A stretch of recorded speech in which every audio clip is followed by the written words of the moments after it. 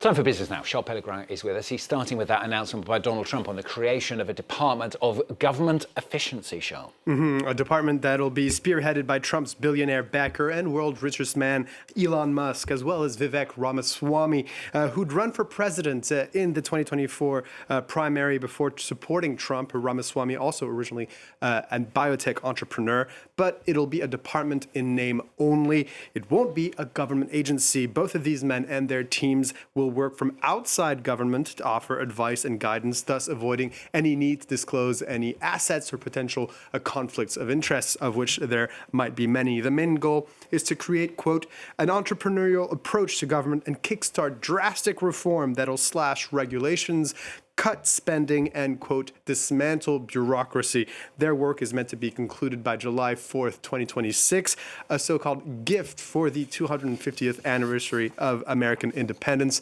Musk had previously outlined his vision for his work rethinking government. Take a listen. Well, we just take a look at all the federal agencies and say, do we really need whatever it is, 428 federal agencies? We should have fewer agencies, and they certainly shouldn't have overlapping responsibilities. And then we need some kind of, we just need a review of regulations to say which ones are sensible and which ones are not. Because if you've got regulators every year, they're going to add more regulations, just automatic. Like they just output regulations, and there's more laws and regulations every year until basically everything's legal, so we can't get anything done. So in concrete terms then, Charles, what can we expect? Well, Musk has said he'd like to cut government spending by $2 trillion. That's a huge swath of expenses. In the last fiscal year, for instance, the federal government spending totaled $6.75 trillion. That would be short of a third of the size of current spending.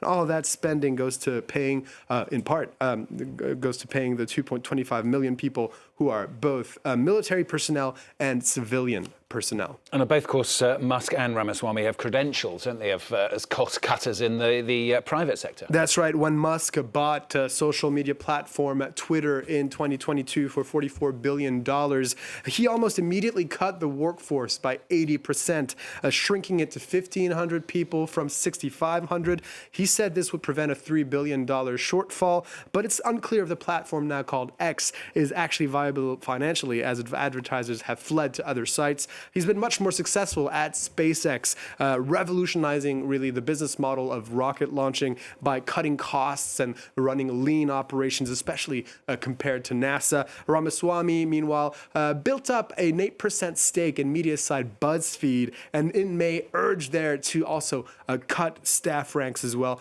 But the public sector could prove to be a sterner test for both these men, as government workers are protected by a strong employment contracts and labor law. Musk's electric car company, in comparison, does not hire unionized workers. Okay, look at the markets then. What's the latest? Well, European stocks opening flat or even slightly higher, depending on where you're looking at. Major bourses there. The Paris CAC 40 down 0.1%, while the FTSE in London up 0.1%. Investors looking ahead to October inflation data out of the U.S. expected to come at 2.6% annual increase. Now, next, France could be in for a repeat of last winter's hugely disruptive protests led by the country's farmers here. Most Europeans likely remember how farmers in France and around the EU blocked highways and sprayed manure over city halls, fed up with onerous paperwork and exploitation by major distribution chains. This week, we'll see protests kick off again here in France in opposition to the European Commission's new push to get a free trade deal with the Mercosur bloc of South American countries over the finish line. Brian Quinn has more. Last winter, French farmers staged a massive protest movement to express their discontent with bureaucratic red tape and low wholesale prices that have made it increasingly impossible to earn a living in the field. This fall is likely to see them rise up once again. I know that they are Under European Commission President Ursula von der Leyen, the EU is pushing ahead with an effort to conclude a controversial free trade deal with the Mercosur bloc of South American countries, despite fierce opposition from France. I think this new push is likely to mobilize farmers even more. It's going to play out in several areas, and the mobilization of the agricultural world will be crucial to push things in the right direction.